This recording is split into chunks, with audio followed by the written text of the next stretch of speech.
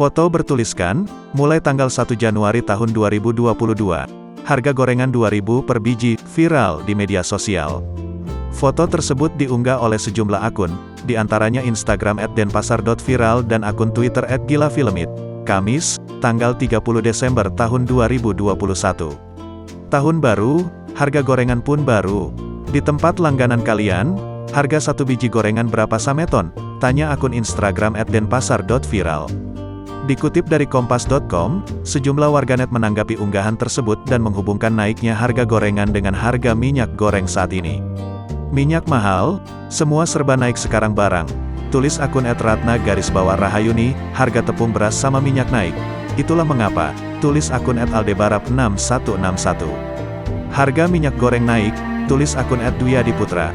Dulu 501, terus naik 2003, sekarang 2000 dapat satu doang wajah menangis bahagia, ungkap @nutkincal_bawah. Seperti diketahui, harga minyak goreng melonjak dalam beberapa waktu terakhir dan dikeluhkan oleh masyarakat. Hal itu mengingat minyak goreng termasuk kebutuhan pokok yang digunakan masyarakat untuk memasak. Kenaikannya tak hanya terjadi pada minyak goreng kemasan, namun juga terjadi pada minyak goreng curah yang biasa dijual dalam kemasan plastik bening di pasaran. Dikutip dari situs Kemendak, harga minyak goreng curah per tanggal 30 Desember tahun 2021 adalah 17.900 per liternya.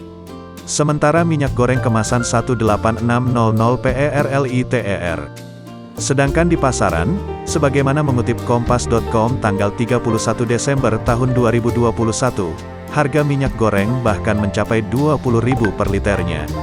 Padahal sebelumnya harga minyak goreng di kisaran harga 11.000 hingga 12.000.